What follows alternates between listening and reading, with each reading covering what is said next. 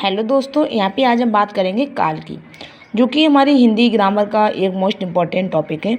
काल जिसे इंग्लिश में हम कहते हैं, इसे टेंस कहते हैं।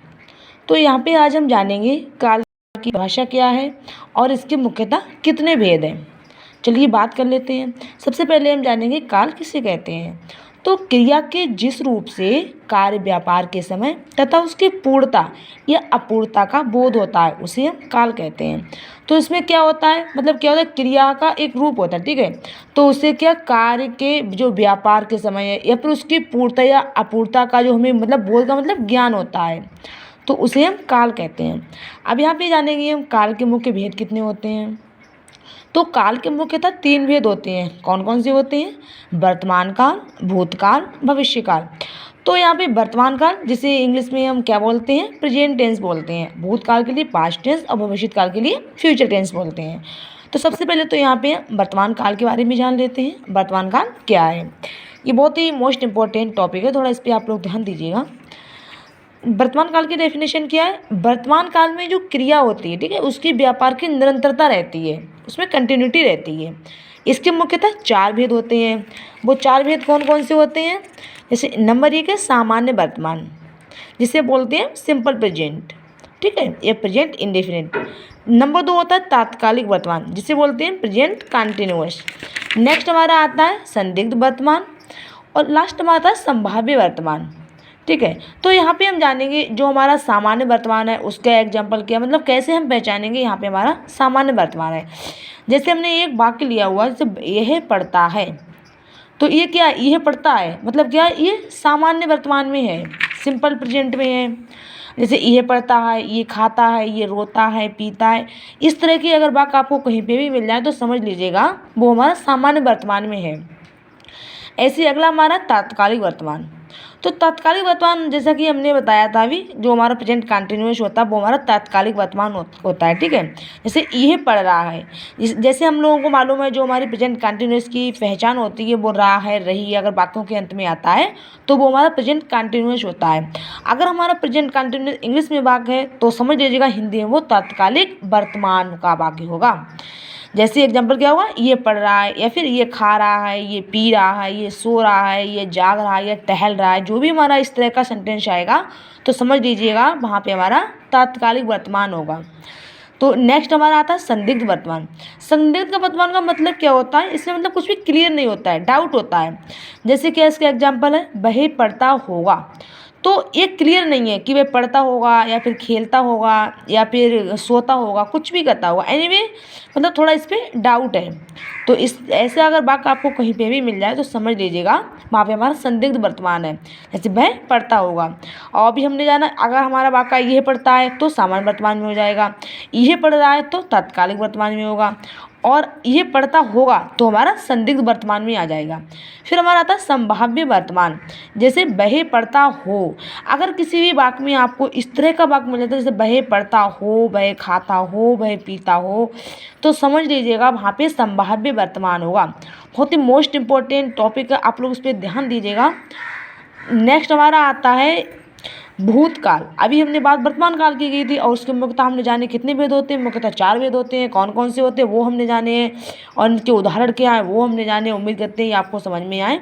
नेक्स्ट हमारा भूतकाल आता है, तो हम जानेंगे इसकी परिभाषा क्या होती है। तो जो भूतकाल है मतलब पास्ट टेंस है, तो भूतकाल में क्रिया व्यापार की समाप्ति का बोध होता है। तो अभी जो हमने प्रेजेंट का पढ़ा था वर्तमान काल का, तो उसमें क्या है, जो क्रिया की निरंतरता बनी रहती है। लेकिन जो भूतकाल है बिल्कुल अपोजिट होता है, इसमें क्या होता है, क्रिया व्यापार की समाप्ति का बोध होता है। तो इसके मुख्यतः 5 भेद होते हैं, तो वो हम जानेंगे कितने कौन कौन से इनके भेद हैं। जैसे नंबर 1 सामान्य भूत हो गया, नंबर 2 आसन्न भूत हो गया है, ठीक है, जैसे ही, और नंबर 3 हमारा कौन सा हो गया, अपूर्ण भूत हो गया है, नंबर 4 संदिग्ध भूत, नंबर 5 हेतुमत भूत। तो अब हम जान लेते हैं तो इनके एग्जाम्पल क्या होंगे। जैसे सामान्य भूत है, ठीक है, तो हमारा क्या हो जाएगा, सिंपल पास्ट सामान्य भूत होता है। जैसे इसका एग्जाम्पल होगा सीता गई, क्या हो जाएगा, सीता गई।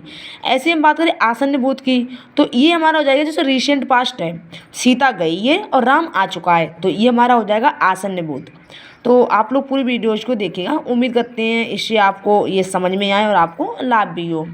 तो नेक्स्ट हमारा आएगा अपूर्ण भूत है। तो इसका एग्जाम्पल क्या होगा कि सीता जा रही थी। सीता क्या कर रही थी? सीता जा रही थी। अगर इस तरह का आपको सेंटेंस कहीं पे भी मिल जाता है, सीता जा रही थी, सीता खा रही थी, सीता पी रही थी, सीता सो रही थी, सीता पढ़ रही थी, तो अगर इस तरह का आपको कहीं भी वाक्य मिलता है तो समझ लीजिएगा वो हमारा अपूर्ण भूत है। ठीक है। नेक्स्ट हमारा संदिग्ध भूत आता है। मतलब क्या है, इसमें डाउटफुल पास्ट है, ये इसमें क्लियर नहीं है।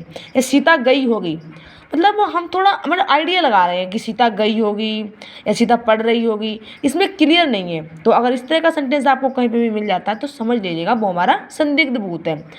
ऐसे नेक्स्ट हमारा आता है हेतु हेतुमद भूत।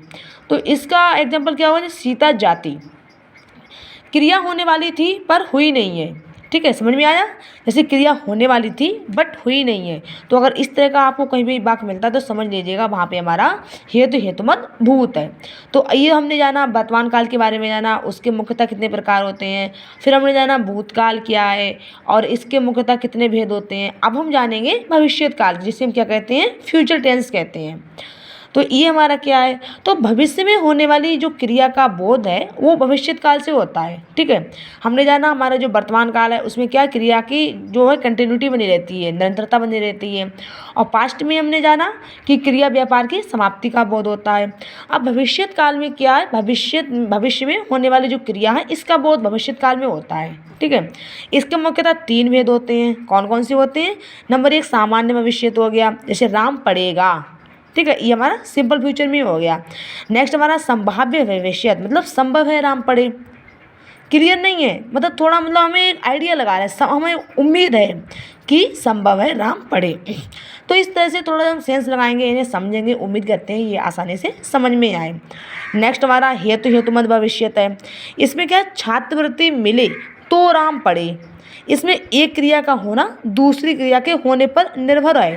जैसे क्या है? अगर छात्रवृत्ति मिलेगी, ठीक है, राम तो पढ़ेगा, तो एक क्या है इसमें जो ये क्रिया का कार्य हो रहा है वो दूसरी क्रिया पे क्या है? पूरी तरह से डिपेंड है। तो ये हमारा हेतु हेतुमद भूत हो गया। तो इस तरह से हम उम्मीद करते हैं आप लोगों को ये जो वीडियोज़ मैंने बनाई आप लोगों को समझ में आए। बहुत ही मोस्ट इंपॉर्टेंट मैंने बातें यहाँ पे बताई हुई हैं। तो मोस्टली हमारे जो भी हिंदी कॉम्पिटेटिव एग्जाम्स में इससे रिलेटेड क्वेश्चन अवश्य पूछ लिए जाते हैं। तो आप लोग पूरी वीडियोज़ को देखिएगा, उम्मीद करते हैं इससे आपको लाभ हो। और अगर हमारी वीडियोज़ आप सभी को पसंद आए तो इसे लाइक, सब्सक्राइब और शेयर करिएगा।